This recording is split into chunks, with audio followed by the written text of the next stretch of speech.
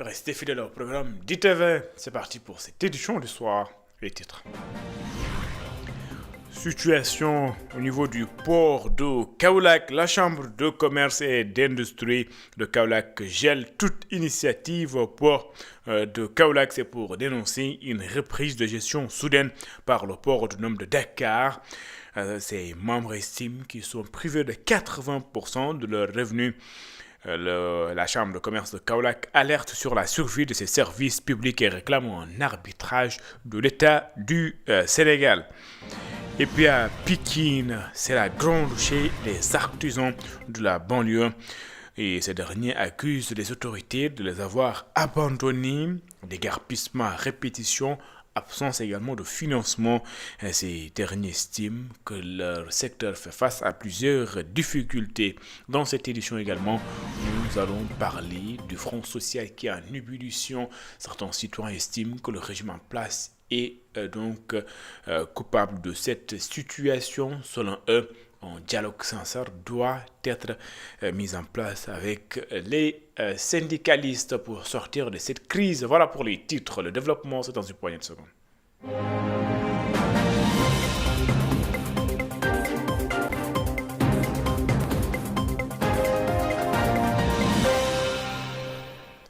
Bonsoir et bienvenue. La Chambre de commerce et d'industrie de Kaolack estime ou dénonce la reprise de la gestion du port par le port autonome de Dakar. Pour la Chambre de commerce, c'est au moins 80% de ses revenus qui ont été privés. Et c'est une situation également qui joue sur la survie de ses services publics. La Chambre de commerce de Kaolack qui réclame également un arbitrage d'urgence de l'État car, selon les responsables, la situation est catastrophique. Je vous propose de suivre les explications de Matar Dia. Il est le président de la commission partenariat de la Chambre de commerce de Kaolack. Il est ici au micro de Sekou Diallo et d'Ostoumay.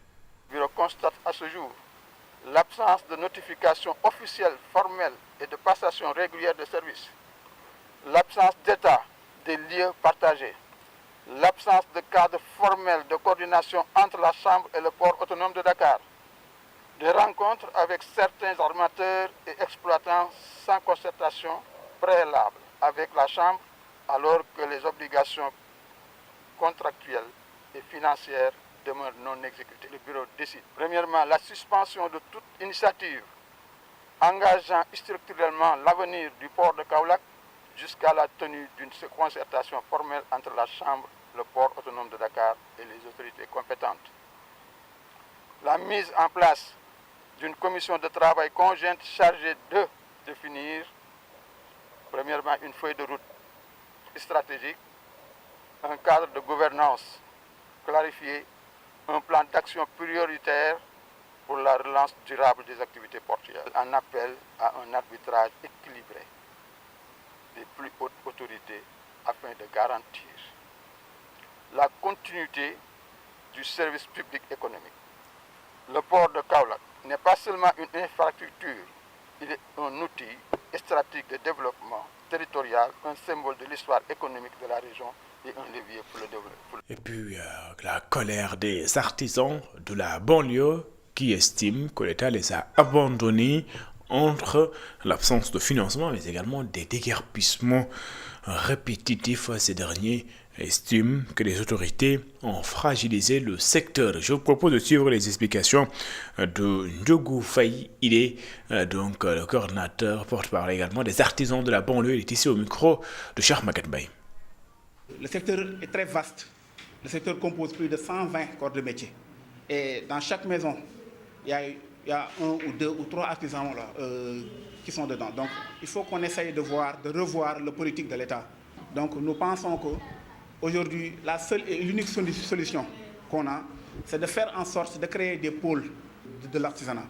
Parce qu'au niveau des pays développés, tu ne peux jamais, au grand jamais, imaginer passer quelque part, voir un petit menuisier en train de faire des petites tables. Ces pôles servent à déjà recaser les jeunes et mieux les outiller et mieux les former. Pour que ces gens-là, quand ils sortent, automatiquement, on va avoir des artisans, tu comprends, d'une nouvelle génération, je peux dire. Et ces pôles-là vont nous permettre aussi de faire une sorte de compétition par rapport aux régions. Dans chaque région a une pôle spécifique, un peu différenciée de la manière dont il est en train de former, comme par exemple le pôle de l'artisanat en termes de menuiserie, on le fait à Thiès, celle de l'automobile, on le fait à Louga, ainsi de suite. Donc ça permet à tout un chacun d'être initié dans ce sens-là, comme les universités virtuelles.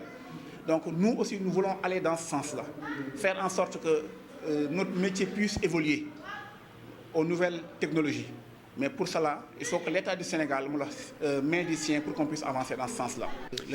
Et puis à Hambourg, c'est donc cette situation qui sévit dans cette localité, un litige foncier qui oppose un promoteur immobilier aux populations qui l'accusent d'avoir donc agressé la lagune de la dite ville en terrassant l'unique dune qui faisait obstacle aux assauts de la mer. Ces populations estiment que pour préserver cette écosystème, donc il faudrait abandonner ce projet. Je vous propose d'ailleurs de suivre les explications de Maître Abdoulaye Tal, député à l'Assemblée nationale, qui prend cause et effet pour ces populations. Il est ici au micro de Muntega Kane et de Mourba. Depuis plusieurs années, on a eu à constater qu'effectivement des spéculateurs fonciers étaient en train de rôder autour de ce site mythique, historique, avec tout ce qu'il avait comme potentialité en termes d'environnement, en termes d'histoire. Des promoteurs immobiliers se sont présentés, ont fait une descente sur le site pour procéder à des terrassements, à des coupes d'arbres, ce qui constitue une agression sauvage de la nature, de notre environnement et de notre écosystème. Et le préfet d'alors avait ordonné par arrêté l'arrêt de tous les travaux et l'interdiction formelle et expresse a été faite à ces spéculateurs de remettre les pieds ici. Les populations de Mbour sont restées alertes pendant des années jusqu'à ce que, hier ou avant-hier, elles ont appris avec beaucoup de stupéfaction et de surprise que le retour de ces spéculateurs qui s'abritent derrière une société immobilière pour venir causer un désordre et un désastre dans l'environnement. Jusqu'au point d'empêcher ou même effacer la brèche qui lie la lagune à la mer. On est désolé de constater cela et je lance un appel à toutes les populations du Sénégal, notamment à celles de Mbour, de venir faire jonction à cette lutte, de faire cause commune pour dire stop à ces spéculateurs fonciers, dire stop à leurs complices qui s'abritent derrière ces spéculateurs et que nous sommes en train de démasquer et qu'on ne va jamais arrêter de rappeler, c'est-à-dire que le seul poumon vert de Mbour ne sera jamais compromis. Tout à fait d'autres choses. À Thiès, donc le défilé du 4 avril se prépare activement. La Sonaged donc a d'ailleurs lancé sa grande opération, le nettoiement de la capitale du rail en vue de la célébration de la fête de l'indépendance. L'opération est dénommée Corps 7. La Sonaged qui va déployer plus de 250 agents et 50 engins pour donc rendre propre la ville de Thiès qui va accueillir la fête de l'indépendance le 4 avril prochain. Le maire de la ville salue d'ailleurs cette initiative. Je vous propose de suivre les explications de Khalifa Babacar Sarr et de Khalifa Babacar Sarr, directeur général de la Sonaged, et de Babacar Diop, maire de la ville de Thiès. Ils sont ici au micro d'Isidore Alexandre Sen et de Samba Fall. Et c'est un concept que je salue qui vient à son heure. Corps 7 et j'ajoute Corps 7 Wadjal Indépendance. Corps 7 Wadjal 4 avril aujourd'hui. Et Thiès s'apprête à accueillir un grand événement. Et la fête d'indépendance de notre pays.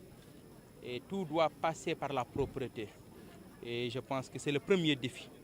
Un cadre de vie propre, un cadre de vie sain, un cadre de vie accueillant. Et c'est pourquoi le DG a été très inspiré de lancer le Corps 7 de cette année ici à Thiès. Et nous voyons toute la logistique aujourd'hui mobilisée, toutes ces ressources humaines mobilisées pendant des semaines aujourd'hui ici à Thiès. Et cela nous rassure et parce que cela montre qu'au moins le défi de la propreté aujourd'hui à Thiès est en train d'être relevé. On l'a démarré l'année passée, c'est la deuxième édition. L'année passée, on l'a lancé en grande pompe à Kaolack, à Ziguinchor, à Dagana et à Richard Toll. Cette année, on a marqué cette parfaite organisation ici à Thiès, parce qu'effectivement, comme l'a dit M. le maire et l'honorable député, nous nous apprêtons à faire la fête de l'indépendance. Sur instruction de son Excellence le Président de la République, Bassirou Diomaye Diakhar Faye, Thiès va faire mieux que Dakar. Et on le sait, nous en sommes déjà très convaincus. Donc Corps 7 va se répéter, et le maire l'a dit, Corps 7 waajal indépendance, mais Corps 7 ak Sonaged ngir ñu waajal suñu 4 avril. Parce qu'effectivement, c'est toujours un plaisir de retrouver toute cette grande famille-là, des 17 000 agents de la Sonaged, dont nous marquons un respect particulier aux dames, aux 6 889 dames qui travaillent avec nous jour et nuit, en laissant famille, amis et mari pour venir déjà partager sur le terrain. Les derniers développements sur la candidature de Macky Sall au poste de secrétaire général de l'ONU. La candidature de l'ancien président de la République du Sénégal est déposée par le Burundi. C'est parce que le Burundi assure la présidence de l'Union africaine, explique un membre du secrétariat exécutif national de l'Alliance pour la République, Samba Ndong. La vérité est que c'est l'Union africaine qui soutient la candidature du président Sall. Il souhaite d'ailleurs que les États-Unis, que les États plutôt qui ont droit de veto en fassent autant. Samba Ndong, membre du secrétariat exécutif national de l'Alliance pour la République, est ici au micro d'Antoine Diouf. Vous savez que le Burundi actuellement, c'est lui qui gère la présidence de l'Union africaine. Et donc, tous les États de l'Union africaine avaient pris part, plus de 43 États avaient pris la décision de pouvoir soutenir la candidature du président Macky Sall. Mais étant donné que la question est une question qui concerne exclusivement le président de la République, donc c'est la raison pour laquelle lors de la rencontre à Addis Abeba, cette réunion ne pouvait pas y avoir lieu.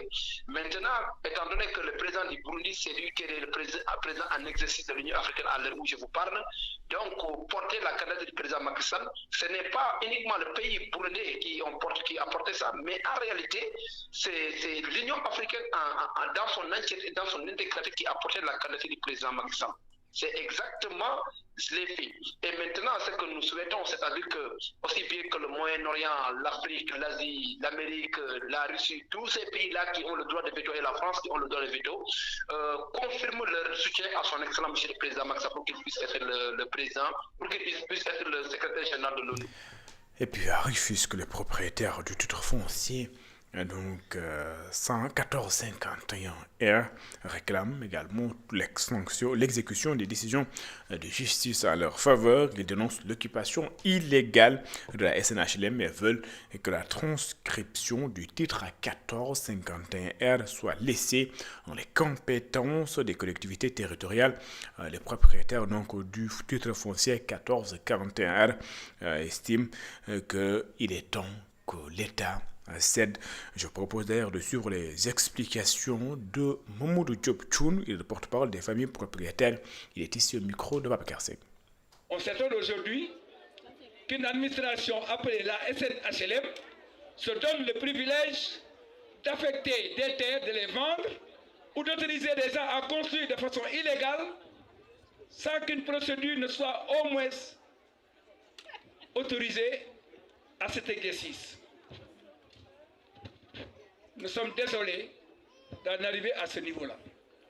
Nous voulons attirer l'attention de l'autorité, qui du président de la République, qui du Premier ministre, de mettre fin à cet exercice et de laisser la transcription 1451R dans les compétences de l'autorité territoriale de Rufisque. Nous ne sommes pas de Pikine, nous sommes de Rufisque.